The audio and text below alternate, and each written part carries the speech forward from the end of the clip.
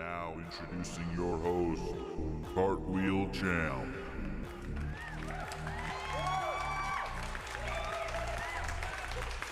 Good evening. Good evening, folks. Yes, settle down. Thank you. Welcome, folks, to the last episode of the footballing season before we head into our off season. It is episode, episode 17. We have the Champions League final to look ahead to. So many memories we've made over the last 17 episodes. If I had a production staff, we would have a montage of all the great moments. But we don't, Just imagine, Just think about it all. All the one-liners and jokes and fun things and good things. Okay, moving on to our guests for the show tonight. We have... coming in from Columbus, Ohio, football manager, content creator, gamer, fantasy football aficionado. We have Mr. HoffSpur. Welcome to the stream, Hoff. Hello. How you doing? Great. How are you? And as always, we have a soon-to-be father of three, Milothe1st. Welcome to the stream, Milo. Good evening, everybody. How are you doing? I'm not bad. Not too bad. Doing all right.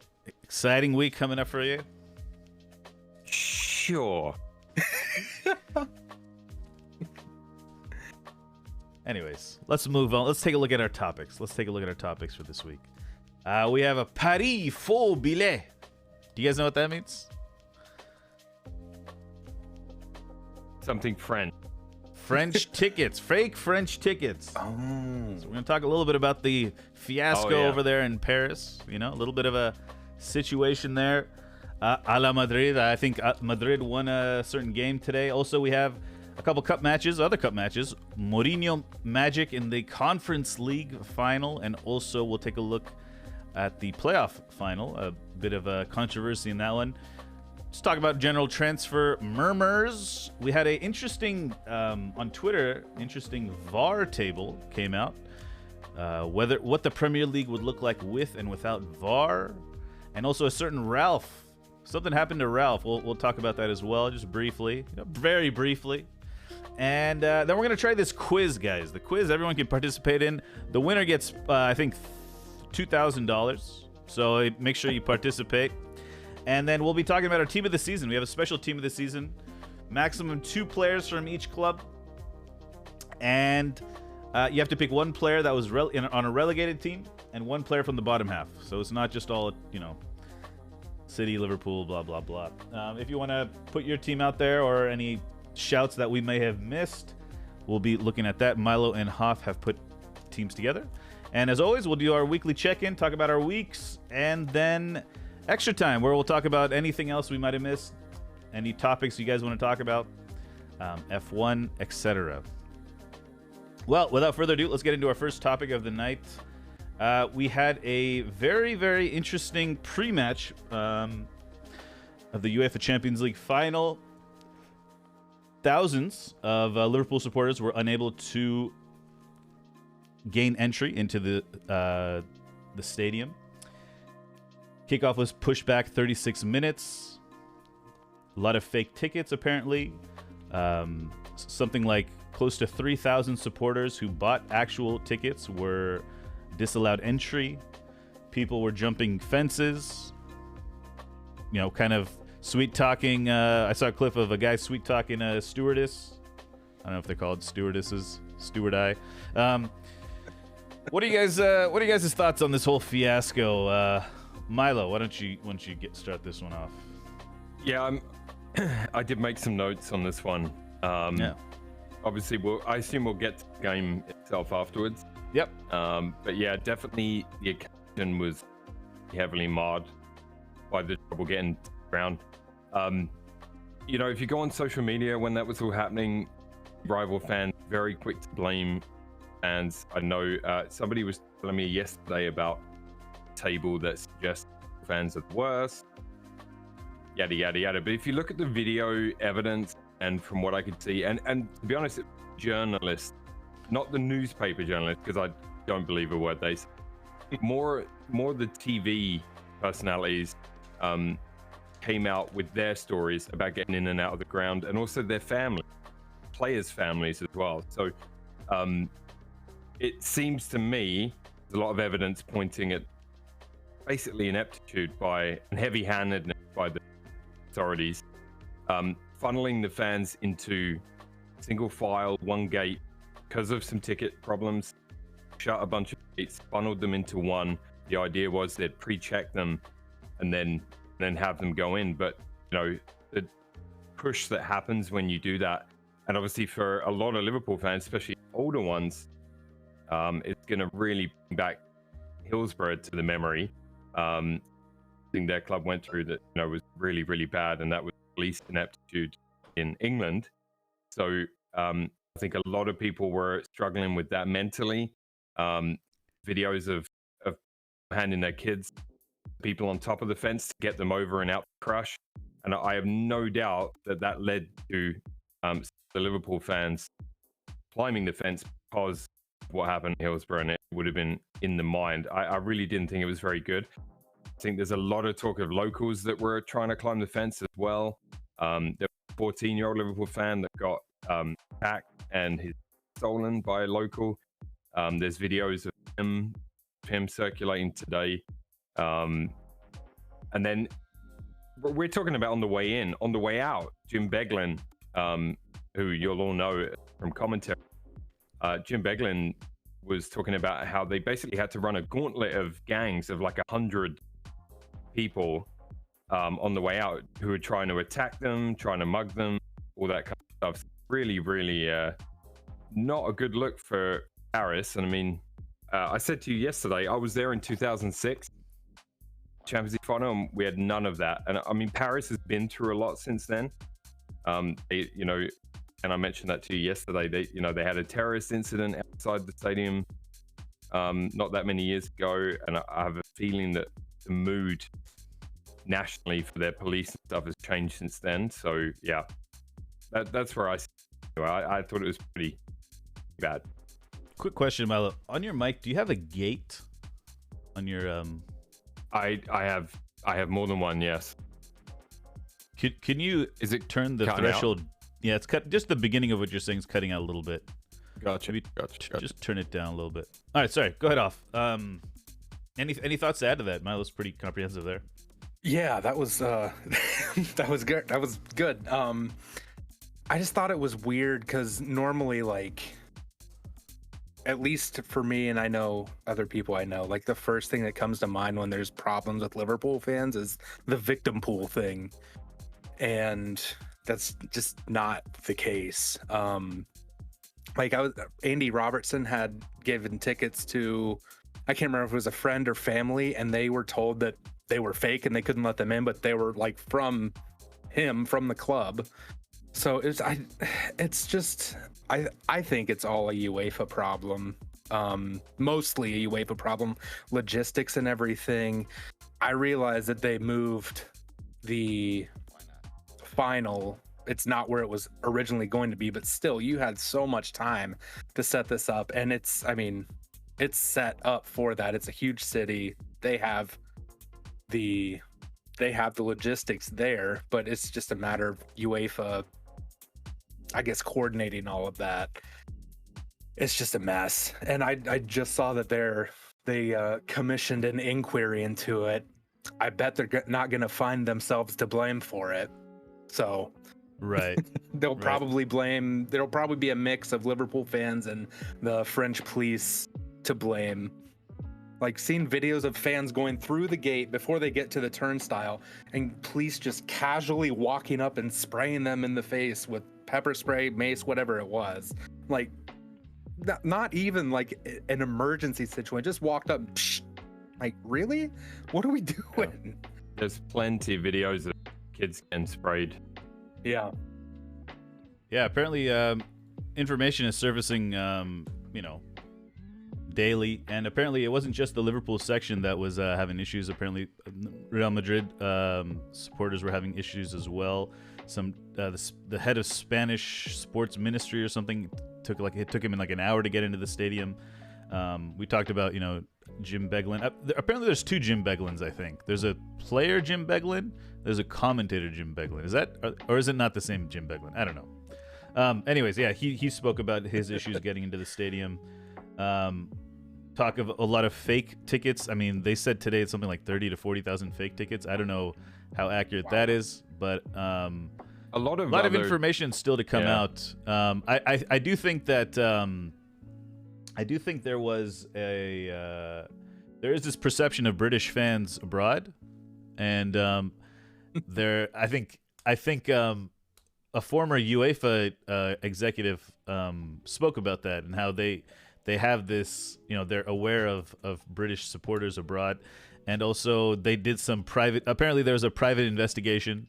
A Fox Sports article that they're referring to in chat here. I don't know if it's disgusting or not, but apparently their investigation, it was a private investigation that concluded that Liverpool fans are the worst in Europe, right? That's what their conclusion was. I wonder if that played into the minds of the police officers. I don't know if they were directed to do that, but they might feel a little pressured to be a little extra strict in that situation. I'm not saying it's right. I'm just calling it how I see it. Being extra strict is fine, but when there are children or people in wheelchairs or whatever among that crowd, then you have to pull the people you're comfortable with out of the group and treat them accordingly. You can't be pepper spraying children. You can't do that. Sorry. No, you can't do it. It's not on. But it's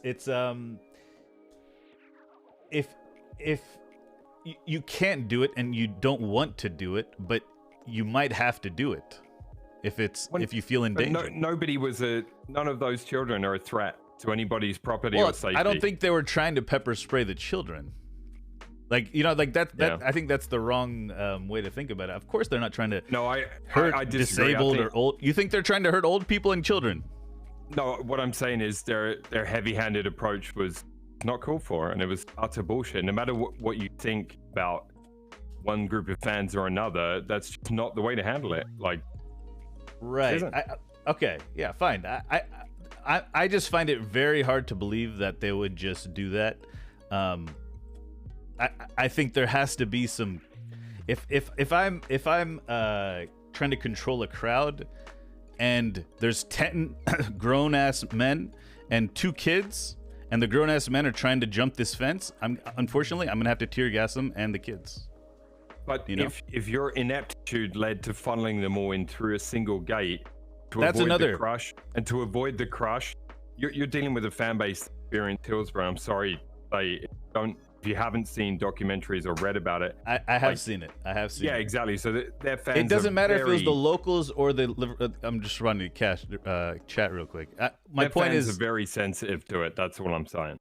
That's fine. I can understand that, but I think there's probably, it's not like police and fans.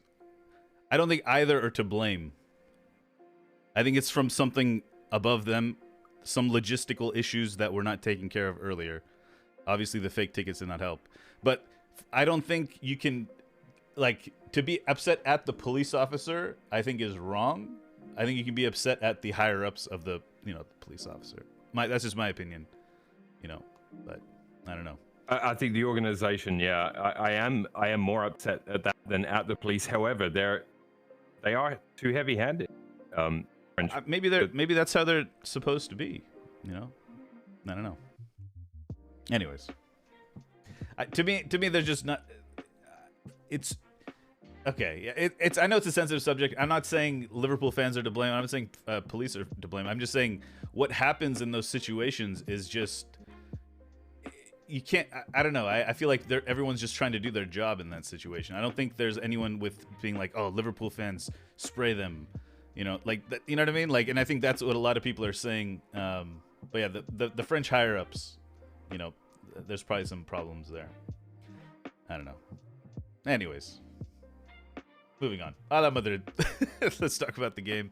Madrid win 1-0 after a second half of Vinicius goal off a questionable pass shot from Federico Valverde. Madrid win their 14th European title and see Liverpool go from hopes of a quadruple to a double. All right, I'm just going to say this on the last thing here, guys. I'm not happy about the situation, but I am able to separate emotionally from it because I wasn't there, and I don't know. I feel bad for it. You know, there's travesty all over the world every single day. I don't feel bad about all of it. Neither do you. But so like as information comes out, that's when I will judge people. You know, I'm not going to jump to conclusions. That's all I'm saying. But yeah. Except you jump to conclusions that because of an article, English fans are bad. Like, not just that one. Not just that one. I've been hearing that now. Someone brought that up in chat, so I addressed it. Yeah. I've been reading multiple articles. A lot of it is about organization. So absolutely, like, you can look at Euro 2006. They chose to base England in the same area as Germany and Turkey. And it's the dumbest idea you could have done. Those fans will attack each other once you add any amount of alcohol or any fuse. Like, it was the dumbest idea of all time. They lit the fuse, and then, you know what I mean? And that's what I'm saying. I think the French police lit the fuse. Once you start, yes, people are going to fight back. Oh, you know what I mean? Like, if you start pepper spraying people, like if somebody pepper sprays and my kid's right next to me, I'm going to fucking... That's where I stand. Right. You know? Yeah, that's... I'm not... I'm not disputing what human nature would do in those situations. I'm just talking about who is held accountable. Is it the police officers that shot the tear gas? I don't think so. That's my point. That's what I'm saying. I think a better trained police force would handle. Yeah, so that's the French higher ups, you know? I mean, it's police force and UEFA. That's who I believe. Yeah. Anyhow, the game. What'd you guys think of the game? Hoff, you go. Okay. I'm going to remember it as the Thibaut Courtois final. He was incredible. And after the game, he said, hopefully it put some respect on his name in England, especially, which is probably a fair point. A lot of best goalkeeper in the world discussion centers around Ederson and Alisson, which, I mean, it's the most popular league in the world, so it makes sense, but there are other goalkeepers, and Courtois is really good. He was incredible. I'm not surprised by the result. I guess I expected Liverpool to win, but they've just been running out of gas lately, and it's unfortunate that their last two games were their two most important games. But they had 3 finals, 0 goals, and they got 2 cups out of it, which isn't too bad. But they didn't get the big one that they wanted, and the Premier League title, obviously, but still. I wouldn't say it's a bad season by any means, but disappointing. I'm sure for Liverpool fans. Yeah, Milo, what did you think of the game there? I didn't think it was the greatest game. I was very surprised this season how Real really like to invite pressure in the Champions games. I don't watch enough of them in La Liga to see play like that week to week basis. Is the mic better now, by the way? So far, so good. Yeah. When you said okay, cool, I think it did not catch any of it. I mean, I lowered the threshold a little bit. Okay. Just let me know anyway. Okay. On paper, when I get to so like I think it could get Real in trouble. Like a couple of months ago, I feel like Liverpool would have been a couple of goals up by halftime, and I think they may have been suffering a little bit from the amount of games and stuff at the point. 24 shots, 9 on target though. Courtois was outstanding. Everyone was talking about him. A couple of world-class saves in there. Yeah, I mean, it was. I enjoyed it, but I wasn't thrilled. I wasn't like engrossed in the game. Yeah. Vinicius obviously has had a great season. Still think he's really wasteful when you compare him to the players that he aspires to be. Like I'm thinking Messi, Neymar, CR7, that kind of mold is where he wants to be. So I think he's a little bit wasteful still, but he's young, right? The Benzema goal, I don't know if we're going to get into that. We're going to get into Yeah. No, yeah. It's all. This is now. It's now. Yeah, go. Like, did you think it was offside? I think VAR shows, like, the official position is Fabinho's touch is not a clear, deliberate pass, right? So that therefore he's regarded off. Did I prefer football when those probably would have been given? I don't know. I like the fact that VAR is supposed. I like the idea. I like the idea of VAR, but I don't like the implementation. Fine. That I'm really. I mean, my understanding, like, if Valverde touches the ball, to me it's offside. But I think there was questions about whether Valverde touched the ball, and I don't think it matters if Fabinho or if they're going for a block, and Valverde touches the ball, and Benzema receives it from an offside position, it should be a offside. I don't know. I'm totally confused about what the controversy is. The only controversy is whether Valverde touched the ball or didn't touch the ball. If Valverde did not touch the ball, then it's a fair play, right? Because then it's Origi, or no, what's his name? Konate against Fabinho. No Madrid player touches the ball. And then it falls to Benzema. But Valverde touches it and from an offside position. I don't know. I think that was the controversy. When we were watching it, Milo, our feed didn't show the third angle that VAR was using. Yeah, I was just reading about it yesterday, and the official take is what I'm going off. I haven't watched it over and over again in slow-mo. From what I saw, it seemed like they deemed it being touched forward by Madrid, then hit Konate, Fabinho bounced offside. Beno, that's the way I can see it. Yeah, I think that's what it was. But people are trying to get at some rule where Fabinho was trying to pass it or something, and I just don't understand that. Anyways, yeah, it was a good game though. Other than that, I was thinking about this. If Atletico, or if Simeone played that type of football against Liverpool, people would be going crazy. They'd be like, "This anti-football, dirty," whatever. Like they'd be going crazy. But Ancelotti doesn't care, man. He doesn't care. I feel like that they do just enough to keep them out of that bubble. Yeah. When Vinny's got the ball, even Benzema, like he's so good in possession going the other way, on a counter perspective. Like I feel like they sit above that anti-football line. I think they have that individual brilliance that allows them that composure on the ball, where to make that that dangerous square pass across the net, in possession to pull Liverpool's press out a little bit. But yeah. Whatever happens, 14 European titles for Real. It's amazing. Yeah, and they've had crazy. 5 in the last 8 years with 7 different managers. It's crazy. It's crazy. Which is I would take one winning it any way, shape, or form. Like I'm, you know what I mean? Yeah. Literally park the team bus in front of the goal. I don't care. Like whatever it takes. Suddenly the ref is turning into CSI. Good final, just unlucky there. Goalkeeper was insane. Yeah, Courtois was amazing. Was amazing.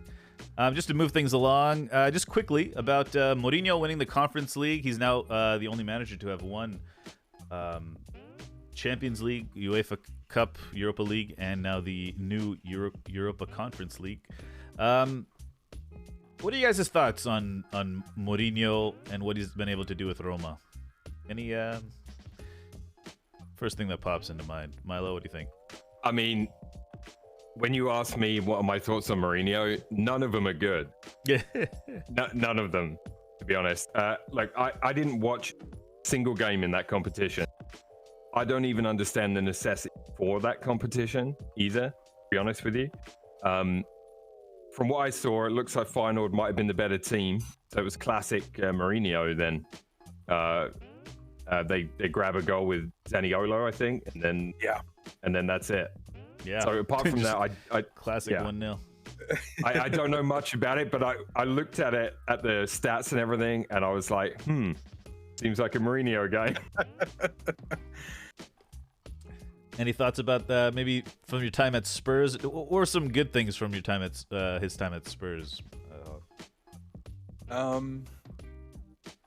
Next question. No, I think it's interesting to see, because I follow Roma kind of closely, not as closely as I would like, but anyways, it's interesting to see how differently he acts in the different countries.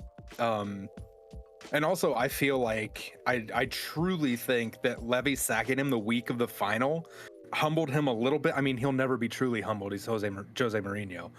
But I think that kind of like checked him a little bit. Because if there's one person in the whole world of football that doesn't care about like people's reputations and stuff, is Daniel Levy. Like, if you're not getting the job done, he will sack you the week of a cup final. Right. It's wild. I think that kind of I think it kind of helped Mourinho actually going into Roma. They've been playing, I won't say great in the league, but they did better last year in the league. But like some of the players that he's brought, Tammy, Maitland-Niles, they've been playing Maitland-Niles has been here and there, but Tammy Abraham's been great this year. Yeah, he's a I think he's a good manager. It's just, I think he needs to be in a situation where he is in control of everything, and he wasn't that at Tottenham, and he has that at Roma. Pretty much everywhere else he's been. Yeah, he does. He's kind of a throwback in that sense, I think. Yeah, very not new age. And just quickly, the playoff championship final was yesterday as well, and Nottingham Forest behind a James Garner assist, Manchester United alone assist. Okay. But there was a big controversy in that match. Apparently, there's some mafia ties to Nottingham Forest. The owner is like part of the mafia, and also there was a. Which I don't know mafia? if you saw the. I don't know. I think it was a Greek mafia. I don't know. Okay, this is hearsay. Objection, hearsay. And there was what's it called? There was a huge VAR call that was not called. Did you guys see that by any chance? The penalty? There was a penalty that was not called for Huddersfield. Clear penalty. Yeah, it is a penalty. Like I've said to you before, as a player that played defense a lot, center back, I want to be able to tackle in the box, and it is a penalty. There's you know what I mean? But like, I wasn't that fussed, but I'm not tied to those teams. You know what I mean? Like, but I mean, I'm not tied to him either. But like, it was such a clear penalty, and it was John Moss's last game, I think, as a ref, and then Paul Tierney, and even in the post game, in the stadium, not the stadium, the fan, the parade. It wasn't really a parade. Trophy presentation, right, to the Nottingham Forest fans. The players were like thanking John Moss and VAR and all this stuff. They knew they got away with one. Yeah, I don't know. I thought that was that's such an expensive match. Like that's a massive. Yeah, that changes the future of Huddersfield and Nottingham Forest on the other side. But if Huddersfield goes up, that's so much money that they're missing out on because of a blown call. Actually, 2 blown calls. There was another one later, but yeah, that first one was nailed on. I always had a soft spot for Forest. My youth, so I'm happy to see them back in the top flight. Got no beef with them whatsoever. So yeah, good. I think it's good. Yeah, I used to watch them quite a bit back in the Clough days. So moving on to some transfer rumors. It's all beginning slowly. The pot is being stirred. A lot of names being thrown around. Frankie De Jong to Manchester United. What do you guys think? Let's just go one by one. Do you think it'll happen? Do you like it? Or do you love it? I just don't think it's going to happen. Gabriel Jesus to Arsenal. It's happening. It's happening? Ooh. Who? There was another team in for Spurs. Spurs apparently were making a late bid for Gabriel Jesus. Who? I've never heard of them. I mean, if he wants to don't think play it'll happen? Champions League, it makes sense, but Oh God. Sadio Mane to Bayern is apparently done. 30 to 40 mil for 40 mil for 4 years, something like that.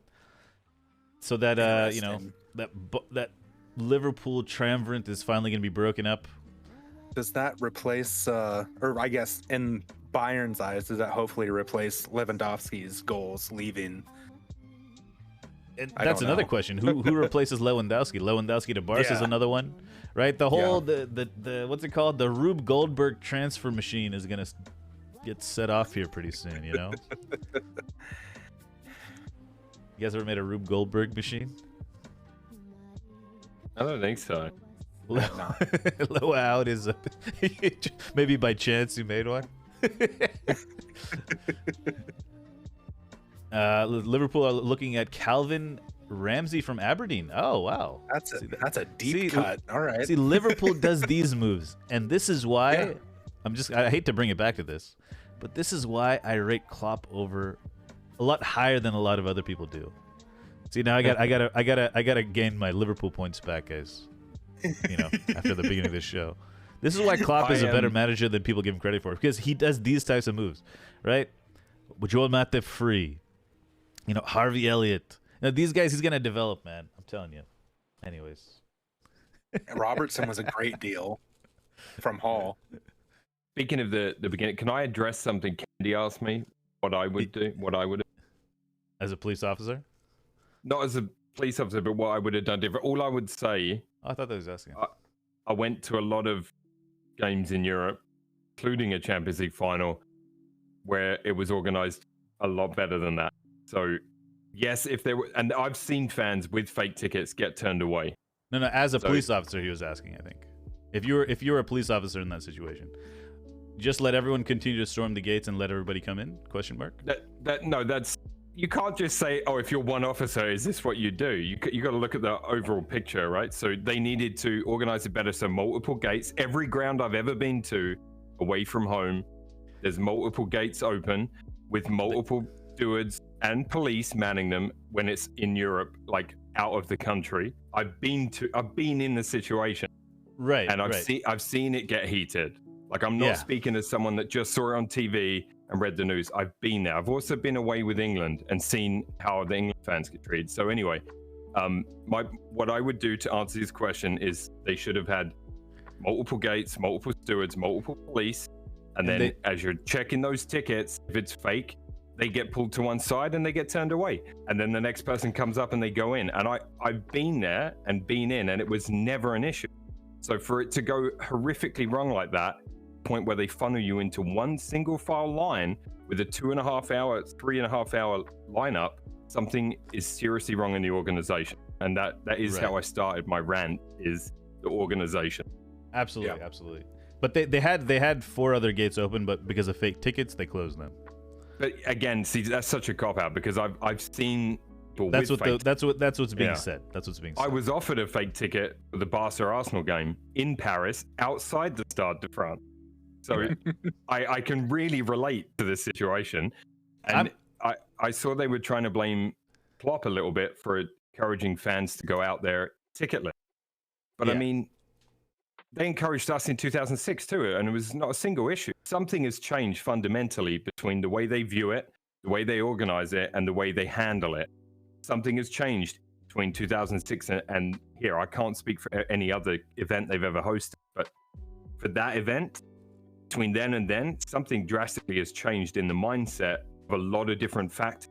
And I think that is a big melting pot that caused it. Right.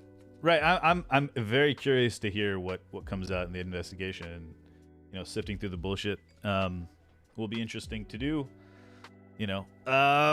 Let's see. Yuri and Timber apparently going to Manchester United. Any rumors to Spurs? Hoff, anything you heard about?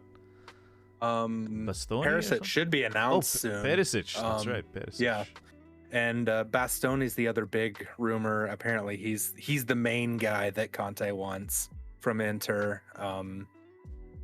Yeah, those are the two that he really wants. Hopefully, I think I was reading today, not Bastoni, Perisic had his medical and everything done. They're just waiting to announce it. And hopefully they have the money. Well, they should. They just had a cash injection, but should have the money to pay for Bastoni now. I think he would be incredible as the left side of that back three. Right. Yeah, Bastoni would be a great move. Great move. Yeah. There's a lot to get to here. There's a lot to get to. Candy and I will take this off show. Well, hit me up on Discord. Let's go. Let's talk about it. Well, I think what it is Liverpool and the police are just the Liverpool fans at the time and police at the fan are equals, right? I know they're committing the acts. The police were committing the acts, and maybe no Liverpool fans were trying to jump the fence. I mean, I saw videos of some Liverpool fans jumping it, but it was mainly locals that were jumping the fence, right? Yeah. The police is trying to stop the locals. The Liverpool fans are there. The fake tickets. That's why they closed the gates. I don't know why else you would close the gates. And then it just creates a big problem, apparently. If you're hosting that event, cannot let it get to that. The fake tickets, right? I don't know how the whole thing, you can't let the situation escalate to the point that it did, and your planning has to be in place to ensure that. I manage things for a living, and if I manage something that led to a clusterfuck like that, I would be fired. Right. It's that simple. Right. And like, this is different. It's the same reason England won't host anything for a while, because of the trouble we had at Wembley. It's same reason, and deservedly so. Something went horrendously wrong that enabled people to get through the barriers and overcrowd the area, which leads to safety issues. Crushing is the number one fear for most people that attend a stadium event on the regular. Yeah. Outside of one-off, terrorist. Let's bookend this with, I think we all agree that the organization is to blame. I agree. Yeah. But I don't know. I don't think we agree. I don't know if we agree on. Actually, let's bookend it there. Yeah, we should totally. Like, if you want to bookend it, that is where you finish. That's it. That's it. Right. Okay. Let's start it over. So Liverpool fans did nothing wrong. No, I wouldn't say that. Some fans, as a whole. Then there were locals and some Liverpool fans that tried to jump the fence. Yep. And some fans, the word is 30 to 40,000 fake tickets. I don't know if I believe that.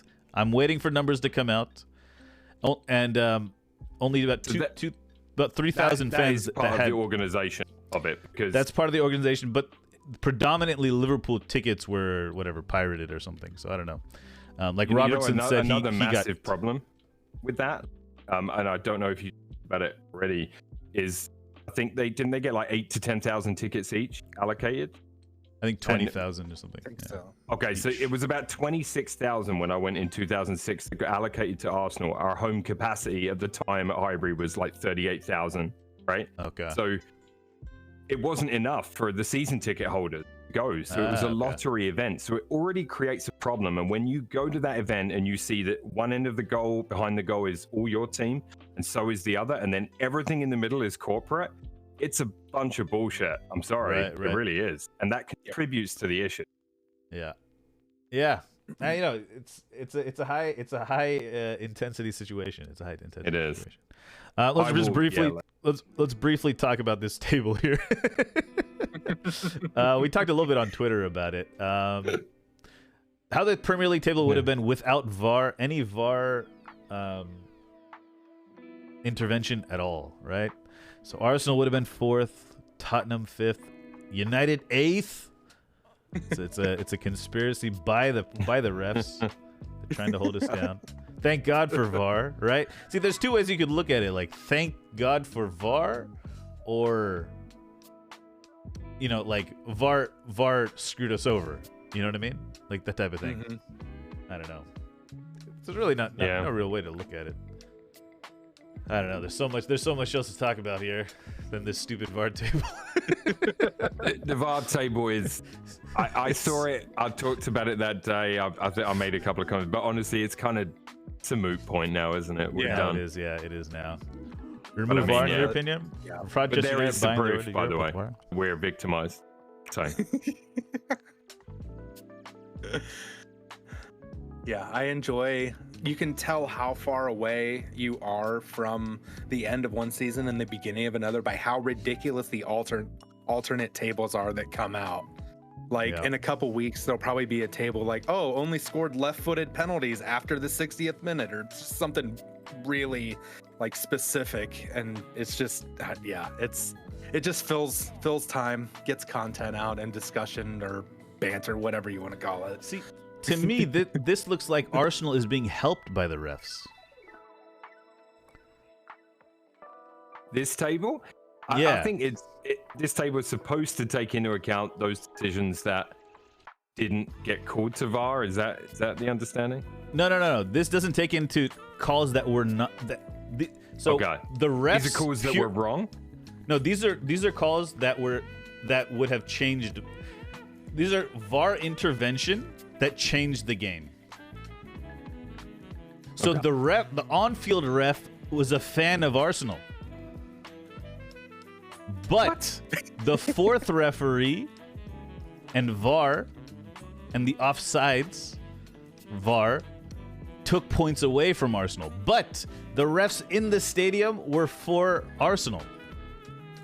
I think I'd like to conclude this segment with just show me Paul Tierney's bank account statement. Ooh, okay. I'd like to see that.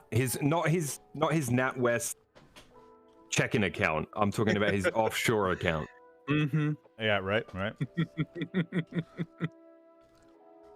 Anyways, and Ralph Rangnick's out of Manchester United. He's not consulting either. Big whoop. Okay. All right, guys, we're gonna try this. We're gonna try this. See that coming. Guys, turn on your on-screen overlay. We're doing a quiz. We got to go quickly, I think. Actually, do we? Kind of. I don't know how long this is gonna take. Okay, so I've made a screen just for this. I'm gonna start this quiz. Let's start this quiz. Okay, here we go. It should be popping up on your screen now. Something should be popping up on your screen. Question 1. Who was wrong? The Liverpool fans? The police? The Madrid fans? All of the above. None of the above. We can hear you. I'm just trying to set it up so that I can pop up above the thing here. All right, here we go. Do you guys see the thing on your screen? If you're on desktop and if you're on mobile, it's in chat. If you open up chat on the top right, there's a quiz something widget thing. I know they're gone for now, but you can hear them. Can you guys hear them? Can you hear us? Hi. Hello. Yeah, they're here. They're here, guys. Catch. Don't worry. They're here. Okay, here we go. First question, guys. We're gonna try to roll through this. There's 15 questions. These are all this season's Champions League related questions. Okay, and let's see whoever gets the high score. Okay, this is what I'll do. For the next week, you get to select a picture, obviously safe for work, and I will have that picture on my stream, the entire stream, and you get to select that picture, okay? It could be anything. Yeah, it could say Klopp as a fraud. Like the Arsenal logo, for example. It could be the Arsenal logo. Oh, yeah. Fuck. Yeah. Okay, here we go. All right, here we go. First question. Oh, man.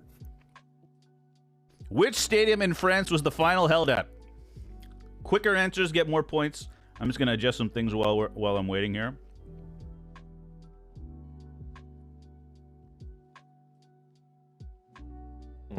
Okay. Get your answers in, folks. Don't answer in the chat, India. Later. Oh yeah, don't answer I in the mean, chat. You got it. You can if you want. I don't know. Yeah, What's up, Nader, by the don't way? answer. Hello. Don't answer the chat. There's an overlay. There's an overlay, guys. There's an overlay on your screen. There's an overlay on your screen. You have to click on. We'll just give some people to catch up if they need to catch up. It reminds me of the game popping at the cinema.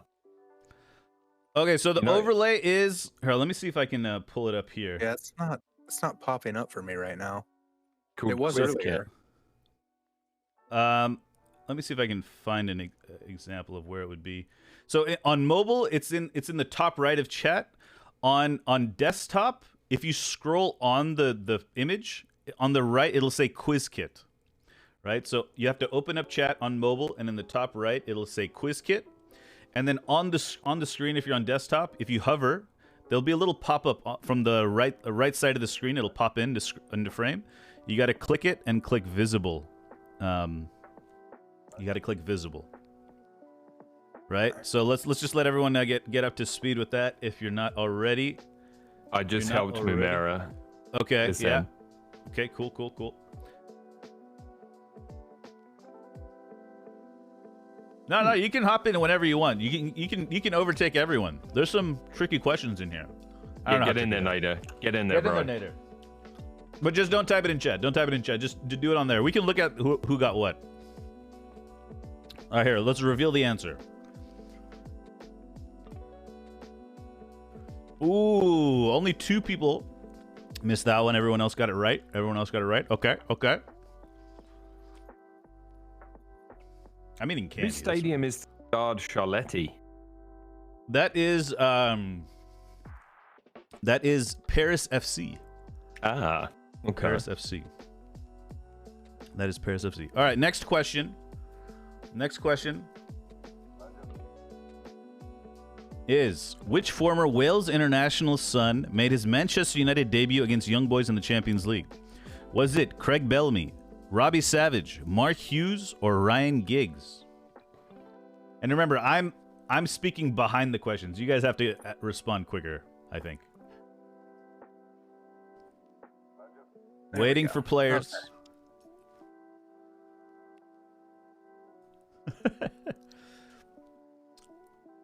Did I make this quiz?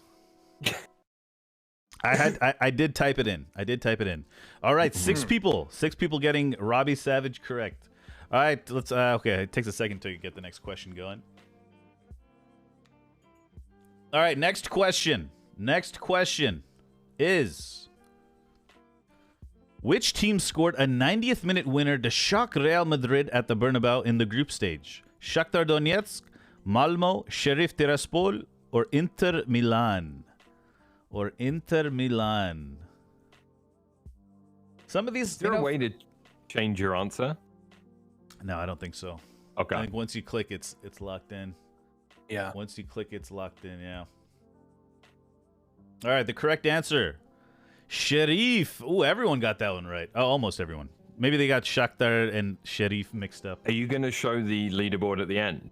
I think I can show the leaderboard as we go. Let's see. Hold on. Show scores. Let's see who's in the lead. Oh, it just says contest. It says, oh, Hoff is in the lead and Cash is in the lead. Then we have contestants. Oh, I don't know who contestants are.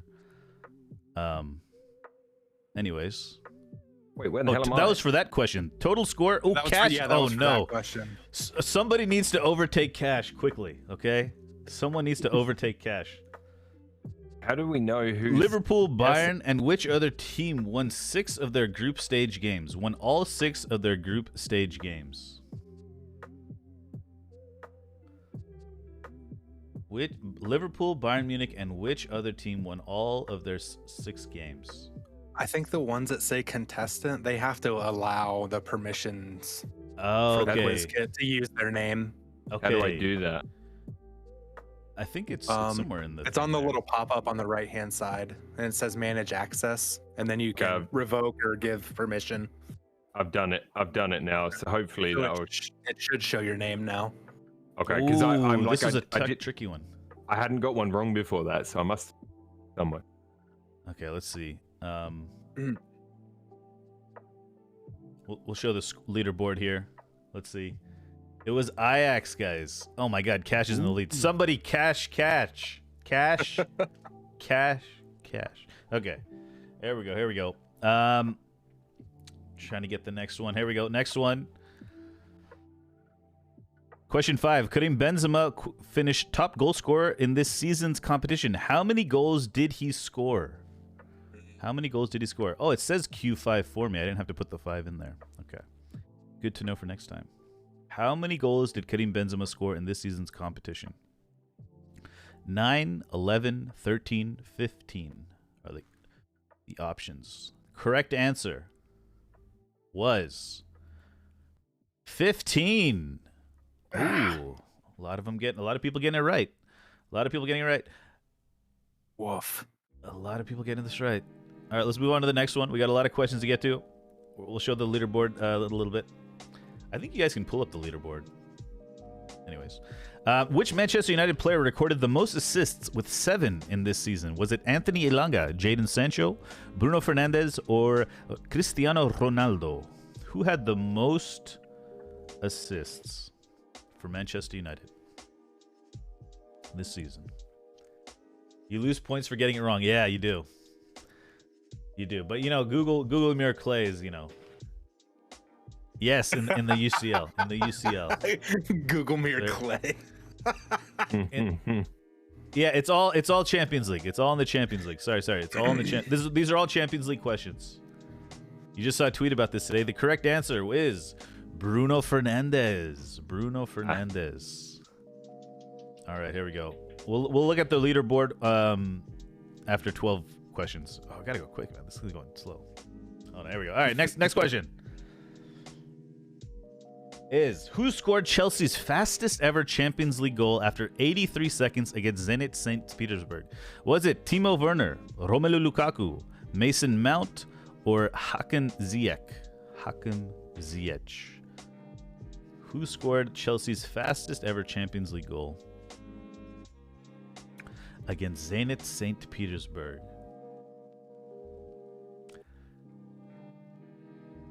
Answer: Timo Werner. Timo Werner has scored the fastest goal for Zenit.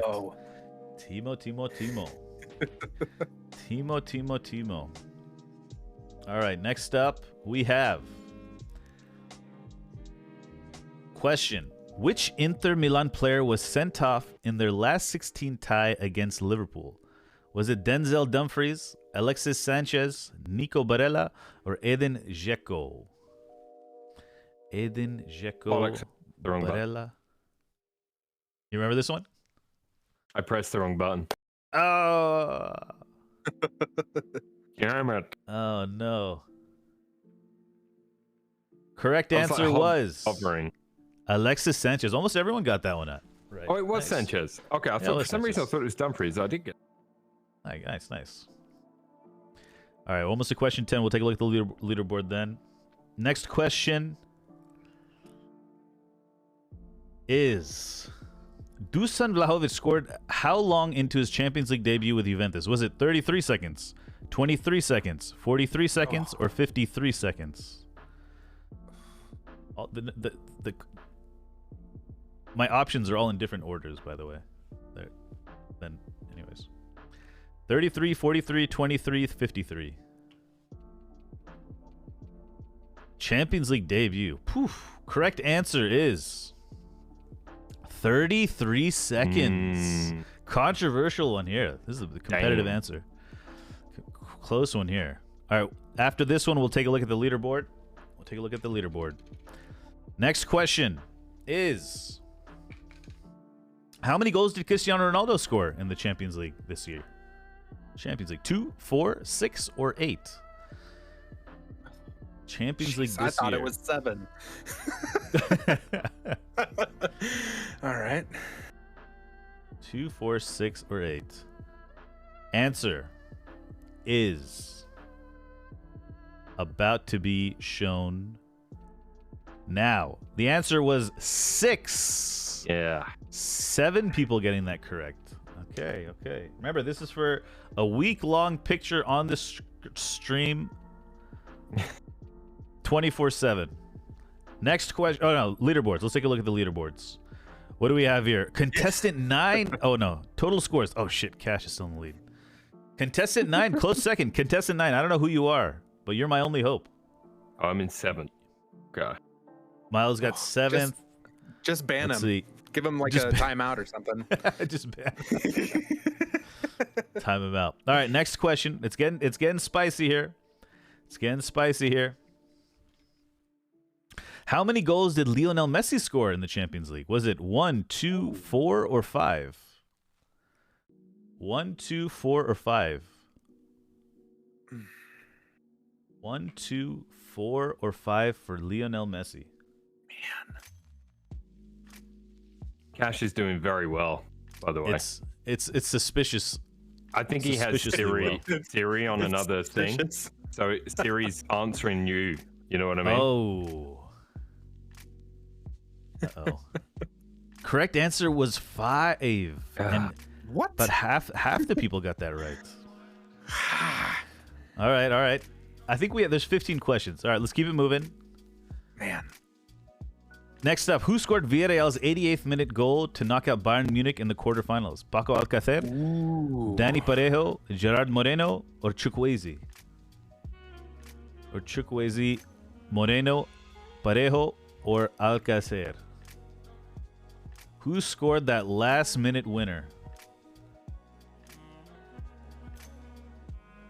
Who scored the last minute winner? Answer was Chukwueze. Oh, wow. A lot of people got that right. Nice. Super sub Chukwueze, huh? Super sub Chukwueze. What a result for Villarreal, by the way. All right, next question. Next question we have. After scoring a header against Barcelona, Thomas Müller became the first German to reach how many UCL goals? Was it 30, 40, 50, or 60 goals for Germany? As a German, for Bayern. German player. First ever. Germany! First ever. Answer. 50. Ooh. Wow. Controversial answer. All right. Excellent. We're on to the last 2 questions. Let's take a look at the leaderboard here. Milo got that was the best score on that last one, and Iran has taken the lead. Let's go. He must have been contestant 9. Nice. All right. Contestant 25. Oh, that's Extreme. Okay, that's what Extreme was saying. He's number 25. How many points you lose when you get them wrong, though? Man. Crazy. I think you get lot. minus equal amount or whatever it is. Yeah. Alrighty, next question. Last 2 questions. Anything can happen, right? You can get minus 10,000 if you answer too quickly. Next question is Thibaut Courtois made how many saves in the Champions League final? Yes. Was it 5, 7, 9, or 11? I believe this was a record for a Champions League final as well since 2003 when the record books were... I mean, I feel like that's not a hard record to look up. But, yes. How many Courtois saves? made 50 saves throughout the whole Champions League. Oh, that's amazing. He's a beast. And Allison made 12, I think, up to the final. Oh, wow. Answer 9. Oh, wow. A lot of people got this one right. All right, let's take a look at the leaderboard going to the next one here. Let's take a look at the leaderboard going to the last one here. Tell you one thing. Is it still 20,000 points? I got to tell you, when it appears on my screen, I hit that straight away, and I got 9,300 points. I think it's like 10,000. Well, the Jumanji one was different points, I think. Oh, okay. Maybe because there's more questions. Or more questions, maybe. Oh, Iran's pulling away. Iran, get your picture ready. Whenever you're ready, it's going to go on the... I mean, I don't think anyone's catching Iran at this point. He just climbed 20,000, though. I don't know. We'll have to review the tape. Interesting. Oh, man. VAR. We'll have to review the tape. Let's go. There we go. Last question. After Liverpool's defeat versus Real Madrid, how many Champions League finals has Jurgen Klopp lost in his career? Wow.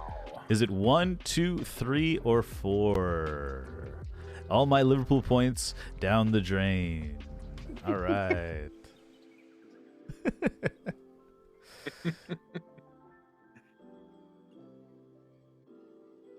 You saw the tweet about this as well? Yeah.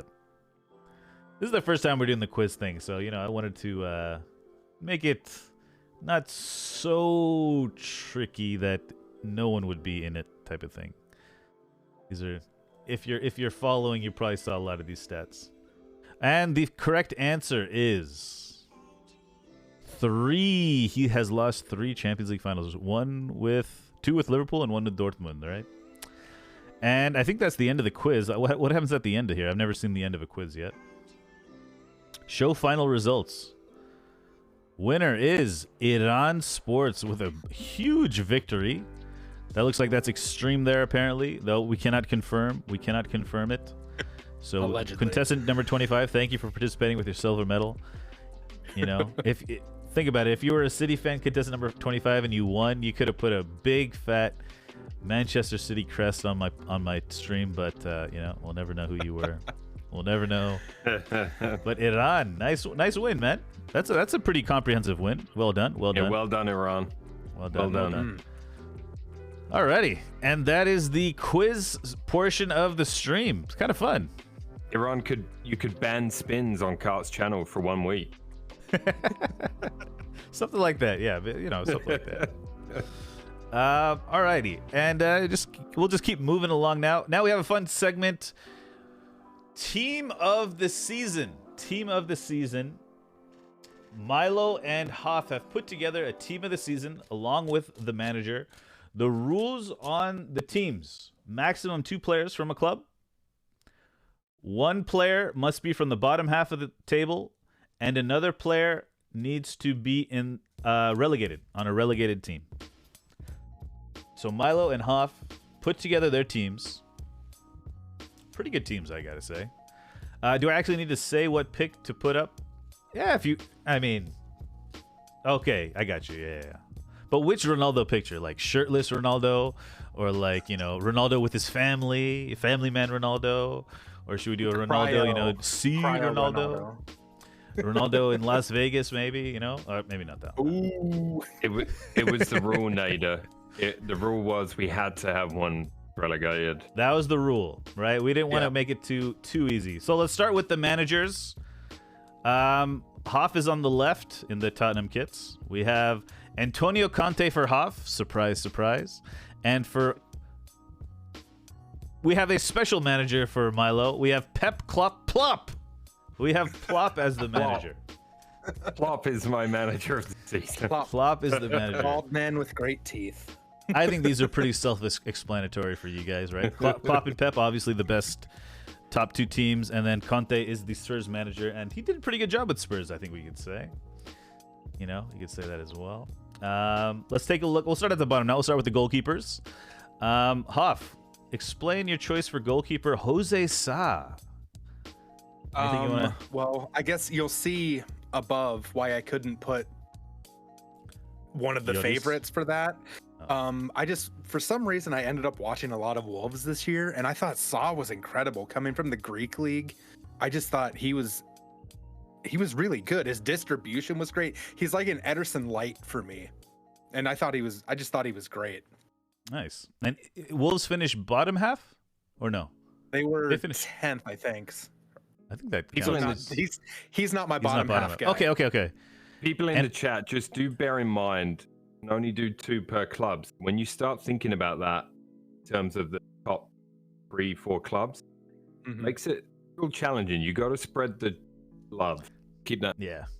If we just did straight up team of the season, it would just be Liverpool, City, over. Pretty much. With the exception of, a couple of Spurs players, depending on, maybe a Rob Holding in there as well. Who knows?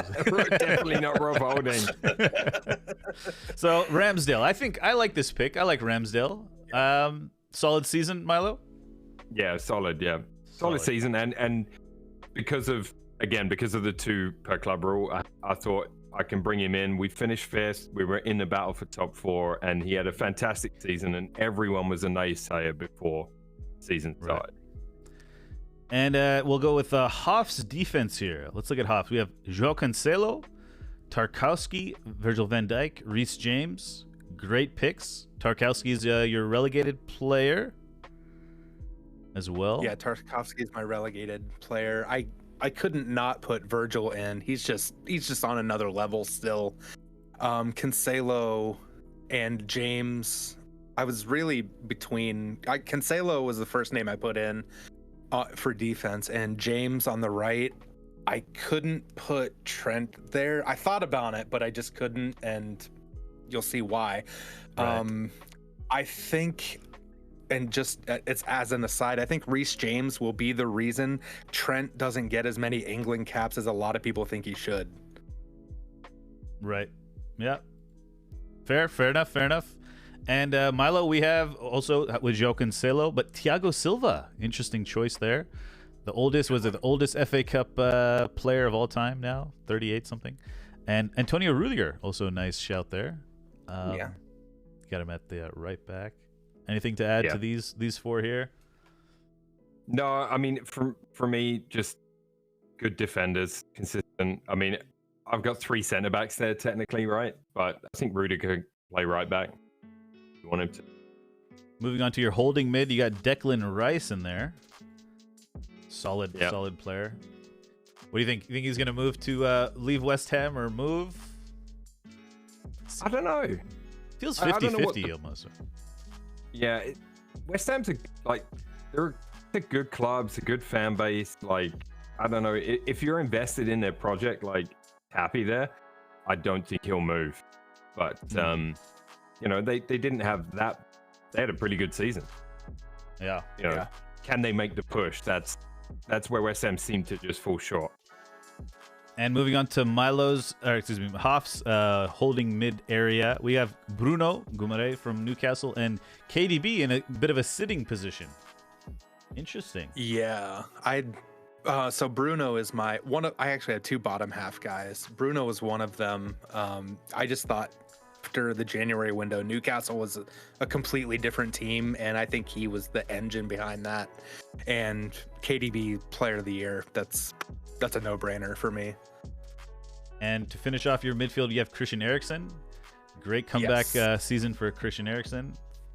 And I think Brentford only lost 1 or 2 games that he started in after he showed up. So, yeah, he had an amazing influence on Brentford. Sentimental pick there. Oh. Yeah, a little bit, huh? I mean, we didn't know if he was going to play at all. No, I know, yeah.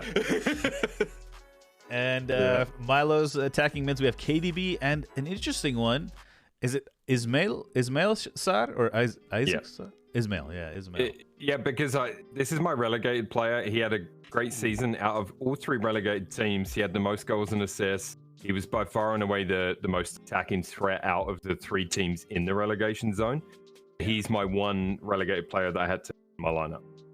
Okay, nice. And moving on to the front lines, we'll get to everyone's in chats as well. I'm seeing some nice teams as well. Let's start with right winger. Right wingers, we have on Milo's side we have Mohamed Salah, and Hoff's side we also have Mohamed Salah. I think we can agree. Salah was definitely team of the season player. Now striker, we might have a bit of difference. I really liked Milo's pick here, Jared Bowen. I love this guy. Yeah, that's a good one. What a great season. Yeah, I mean, team of the season. He had a career. I think put himself in contention for national duty. My fear is he won't be given the chance because of something we've discussed before, and that is the England manager's inability to drop certain names. A certain Harry Kane on the other side. Yeah, Harry Kane. What a great segue. Yeah, right. Harry Kane. I think Jared Bowen was the only other English player that had 10 assists and 10 goals or something. Something like this. But yeah. Wait, Iran's mad at me. You can't seriously have expected me to put CR7 in. And then you both had Son as well. This is a surprise. Are we going to see your team, Cart? No, I didn't make a team. I just put there's not room for a third team, on this. It's just the host. I mean, I'd put Jared Bowen in mind for sure. That's the only name that I need to put. I can't with full, honesty put any other United players on this team. Yeah, I'm delusional, but I'm not that delusional. Son would definitely be in my team. I don't know if Salah would be in my team. I'm a little critical of Salah. I honestly, Hoff, I can see why you put Kane in there, but I just think the impact that Bowen had on his team was by far and away more impactful than Kane, and Son easily your impact player. Yeah, I don't disagree with that. And I'm just gonna go through chat real quick. Extreme put his team in. He has Ramsdale, Trent, Christian Romero, great shout, Christian Romero, Tarkowski, Cancelo, Rodri, Conor Gallagher on loan from Chelsea, KDB, Saka, Son, and Salah. Saka made the team. Interesting. He had a pretty good. He had a good season, huh? That's 3 City players. It's not following the rules. Oh, financial, fair play broken by the FFP. Ban. Timeout. Read the rules, son. We have Cash's team with Nick Pope. Relegated player. Great. Yeah, Max Aarons also relegated. Max Aarons. Double relegated. Gabriel. Oh, interesting. He had a pretty solid. Your guys' defense had a pretty good year, I think. Yeah, we did. Showed a lot of character, a lot more grit than I expected. Joel Matip ahead of Van Dijk. Okay. João Cancelo, Declan Rice, Bernardo Silva had a great season. Odegaard. Cash, you've gone too far. CR7 and Mane and Son. Son is got the Kool-Aid. Fantastic season. There we go. Bottle Jobs' team. Oh, sorry. He would probably show up in these squads. Few relegated players who were outstanding. Dennis, Brownhill, Maxwell Cornet. A few others have been overshadowed by relegation. Yep, true. Kane, no brainer for Eddie. Oh, Extreme rewrote his. Okay. Ramsdale, Trent, Romero, Tarkowski, Cancelo. Rodri. No, you have 3 City players again. Rodri, Gallagher, KDB, Son, Salah. Oh, he rewrote it with Ramsdale. I got you. Yeah. Okay. Yeah, nice teams though. Odegaard's a great player. I think forward scene can do, but I just don't think he makes. Yeah, he's definitely had a good season, Odegaard, though. Every time you watch him, he looked pretty consistent. I don't know if he's he's a very fluid player, right? So he's not like a stop and make something happen type of thing. He reminds me of Ozil. Yeah, very fluid. Same feeling, and I am concerned that he could disappear in certain games. You know? Right. If the team isn't clicking on the day, Ozil used to suffer a bit more.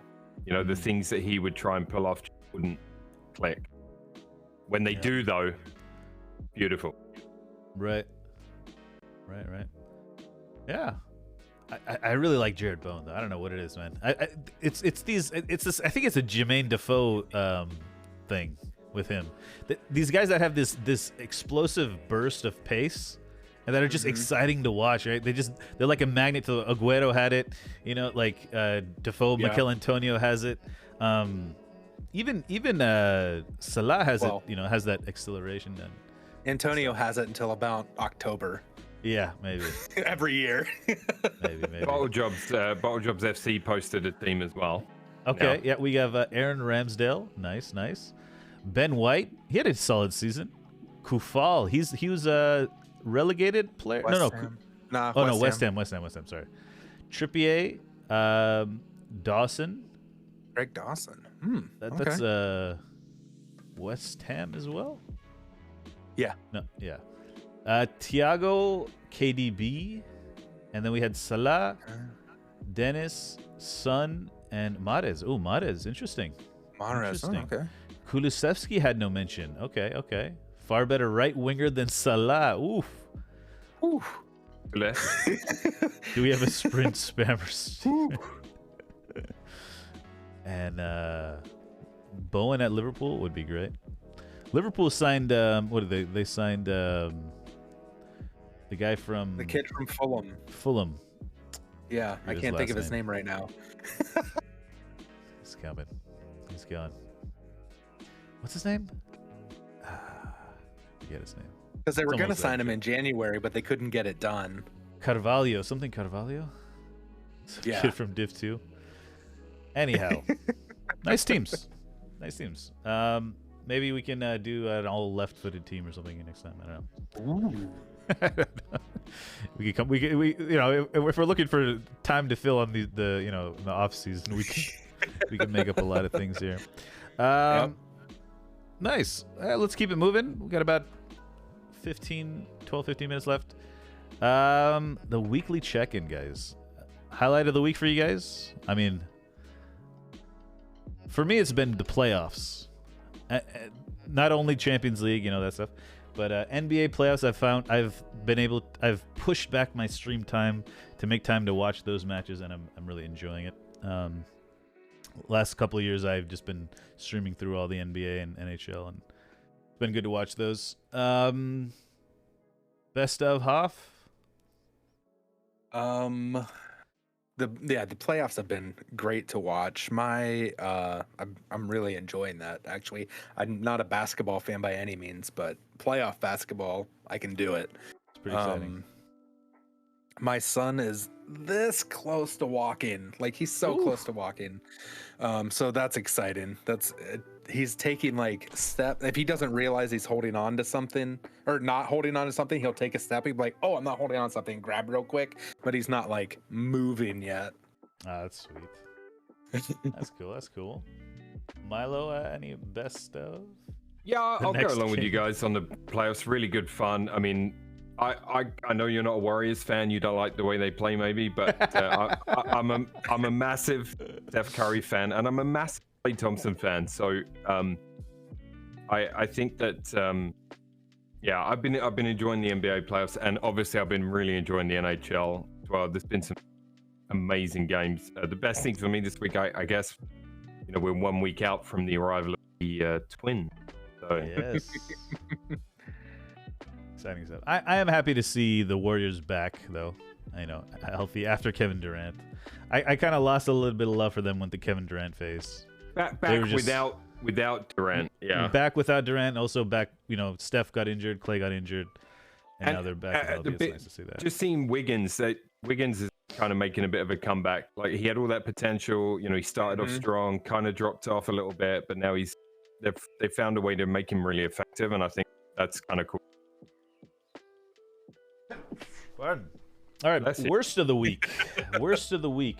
I can't think of anything. Nothing off the top of my head. I have one. Yeah, go for it. We're not going to dwell on it, but events in Texas. One more time. The events in Texas. Oh, of course. That Yeah. we shouldn't go there. We won't get into it, but I struggled with that one. A lot. I won't try to defend anybody in this one. I promise. Okay. Yeah. that could go bad real quick. Yeah. Yeah. You know. People feel very strongly about that kind of stuff, and Shoot. but yeah, no, that for me, that's my bad of the week, 100%. Oh man. That fucks me up, man. No, yeah. What happened is horrible. Is horrible. You know. Okay. We don't. Let's. After that happened, it did like I do have an emotional reaction to it, but it quickly turns into investigative and why do these things happen, and yeah, the amount of guns that are in people's hands, especially in Texas compared to other states, is outstanding. You know, and it seems to be there, and studies have been done, and that is a correlation for mass shootings. It's just numbers of guns equals higher numbers of mass shootings. If you want to do gun debate stream, I'm down. But it should be its own stream. Yeah. Okay, let's not get into this. Yeah. Okay, Koff, any anything you want to add to that? No, I'll pass. Quote of the week. Do I have a quote of this week? I've changed mine to dad joke of the week. So from now on, I'm going to be dad Sounds joke. great. So great. what did the fish say when he swam into a wall? What did they say? What did he say? Damn. Oh my god. It's good. Did you know the Hoover Yes. Dam has like statues of angels at the top of it? It's kind of weird. Anyways, that's some conspiratorial TikTok right there on the bathroom in the bathroom. I'm gonna have a dad joke every. I like that. Yeah, Hey, that's- all day. I love them. I love them. I'm trying to think of any quote of the week.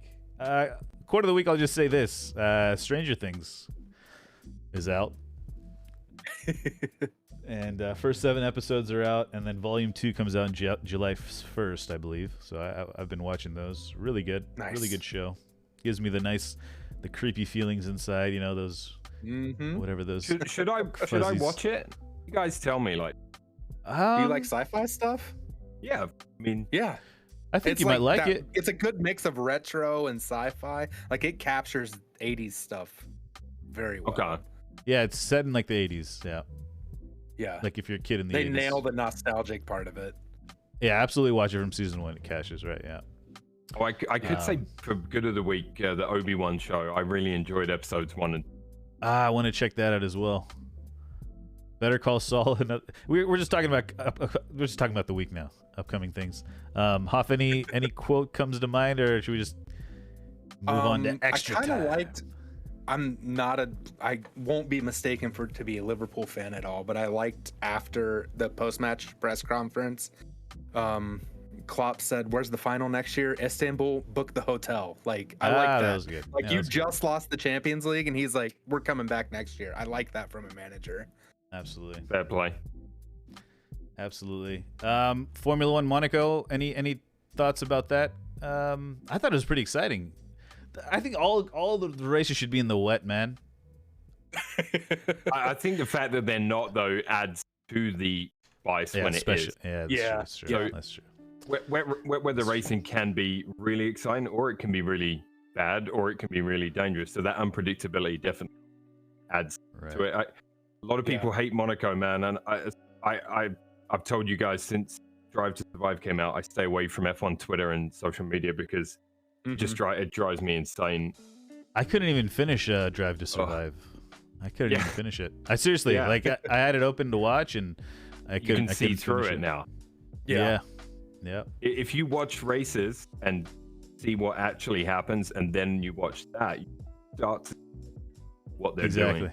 Yeah. And it definitely, it'll put people off that really like sport aspect of it, and not so much storyline that they It'll want you to definitely have. get you into F1 though.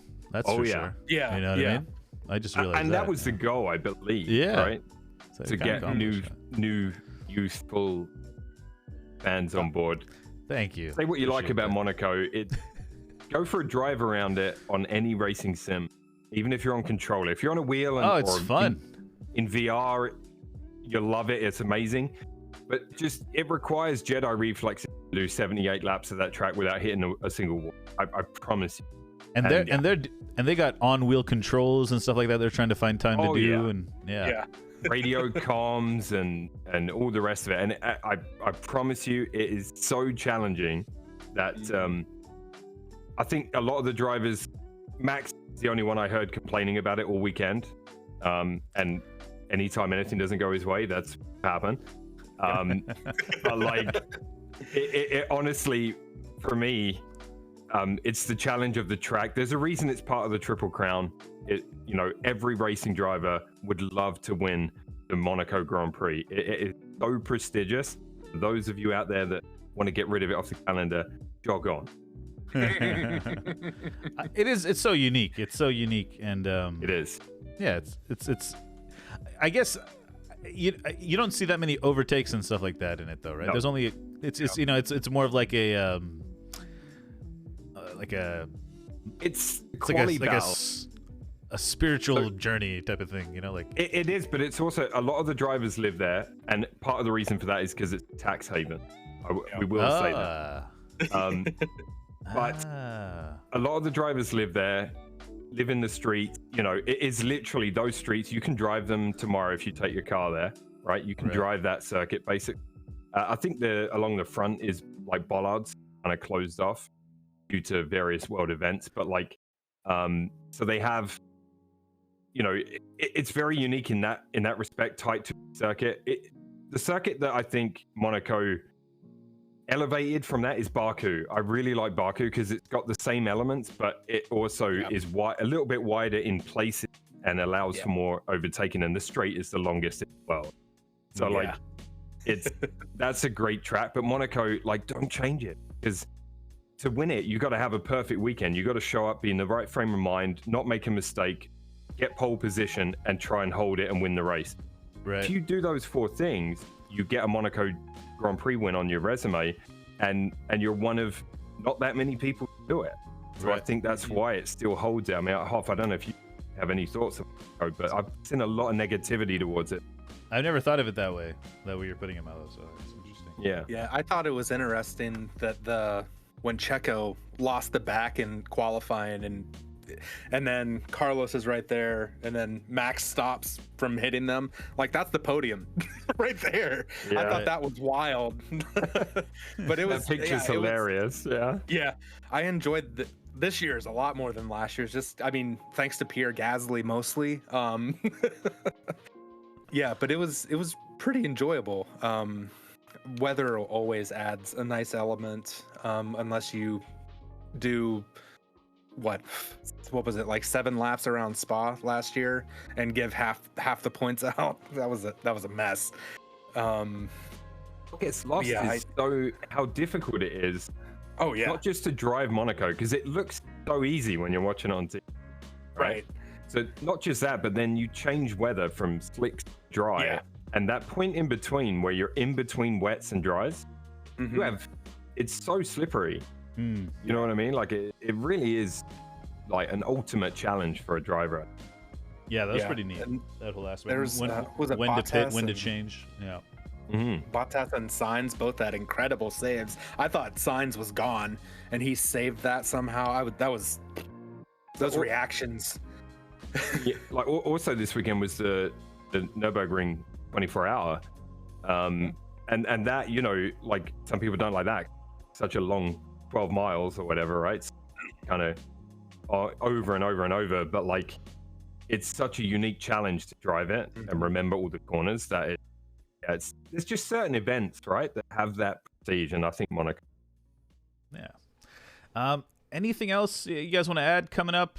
I think tentative plan is to not have a show next week. Maybe once Nation Leagues gets going, we'll talk about doing something. But not too much going on footballing wise, so I don't know if there's enough to put a show together, but we'll talk about it. We'll talk about it though. But tentatively, no show next week. But I'd like to do something over the summer. We'll see how it goes. I know everyone has plans and babies, stuff like that, everything. So it'll be difficult, but we'll work around it. Nothing concrete. We'll just play it by ear. I'm gonna be continuing to work on my setup. Oh yeah. In the background of the new babies coming, and I'll be back sim racing after the summer. The new F1 game, I'm gonna check it out for sure because it's got VR, and I love VR racing. I know you guys know I prefer a bit more simulation, so we'll see what it's like, as EA Sports are involved in it now. So probably going to be like Ultimate Formula One team or some bullshit. What do you think about the? Do you have any interest in the manager game that they're coming out with? Yeah, I'll definitely check that out. Okay. I saw that and I was like, ooh, that's right up my alley. What I really want is, I want us all, cultured, anyone in the chat that plays it, I really want an football manager. I think that'd be fun. That'd be fun. I'd love to do that. I'm open to trying to figure it out. I'm open to trying. Challenge accepted. Anything else? Anything else coming up? Red Dead. You're playing a little Red Dead on stream last weekend. Mainly because I wanted to test the stream, because normally if you max the game at ultra and then you're streaming it on the same PC, it can often lead to right. Especially VR, completely separate, but that one in particular, VR in particular. So I thought I'll test it with like Battlefield 5, which looks beautiful when you run it at full tilt. and so now I can. So yeah, I wanted to do a good test of that. Plus, I haven't played the Red Dead story came out, and that was back on Xbox One, so I'm starting that again. I'm going to I think I'm going to stream that a bit more tomorrow night. I'm just going to mess around on there tomorrow night, and then eFootball back on Thursday, right? eFootball, yeah. I mean, yeah, we didn't really talk about eFootball, but yeah, eFootball's coming back. Have you played it much, Cart? Since like over this last couple of periods? After the last couple of weeks, or when the update came out? Yeah. The update came out yesterday, right? Yeah. Have you tried it? I haven't played the update yet. No, I haven't. I've just logged in and looked at some things. I have prepped a friendly between Arsenal and Man United to check it out. It's supposed to be nice. A bit more responsive and stuff is what I'm hearing. Yeah, I was planning on trying it. I was gonna try a little bit after this here. Excellent. Yeah. Yeah, I'm gonna give it a try. But yeah, it's just the whole thing's a bit of a bummer, to be honest. The whole thing's a bit of a bummer. It is, but I feel like it's once if they drop it and keep content coming, and I don't think they can. Well, they can, and obviously. Yeah, all bets are off if they can screw it up again. You know. Yeah. Like I didn't think they would. Company couldn't turn this off again. Like, yeah. Well, Konami have the thickest skin in the gaming industry. There's no doubt. Yeah.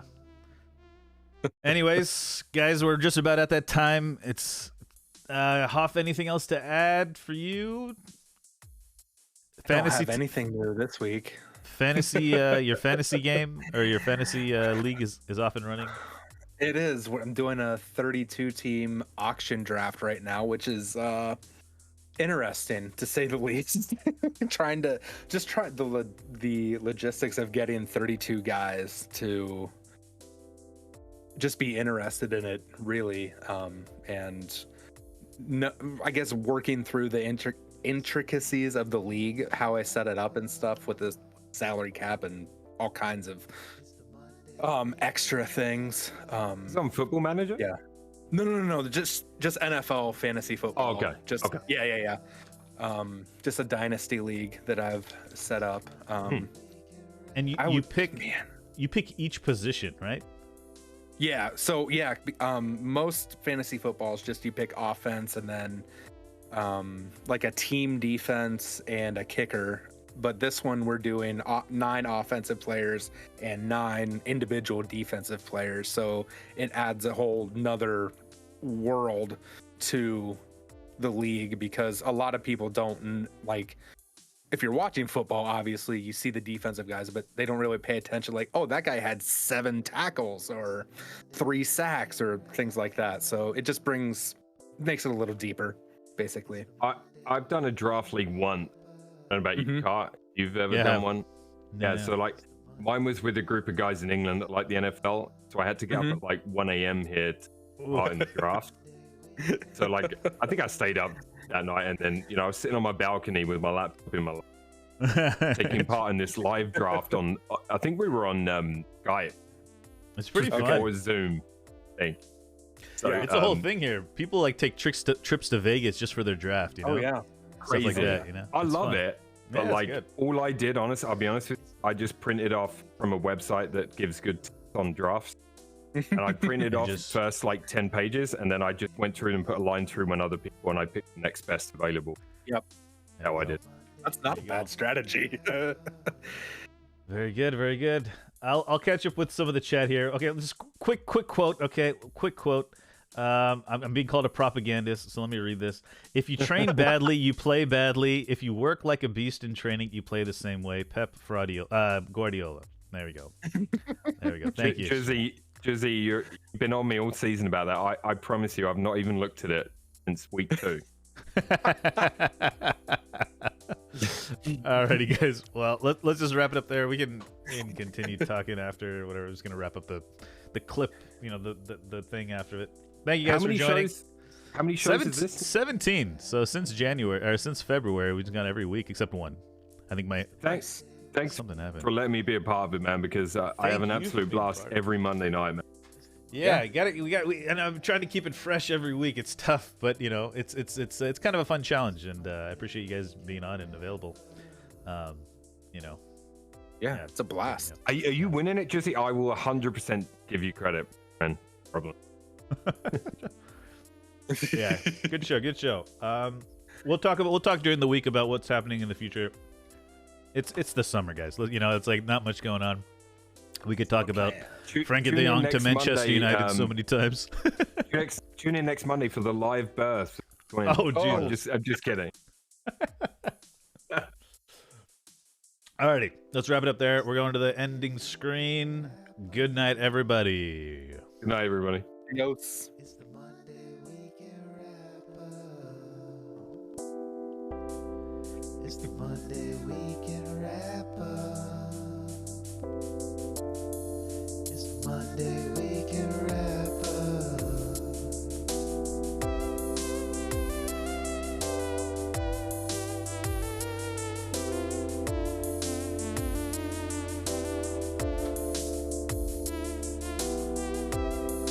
It's the Monday weekend wrap up.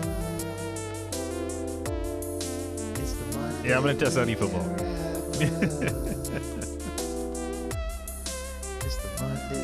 Hey, Creep, thank you for this tip as well, man. I forgot to mention that. Thank you for the tip, bro. Appreciate it. Monday weekend wrap up. All right, that's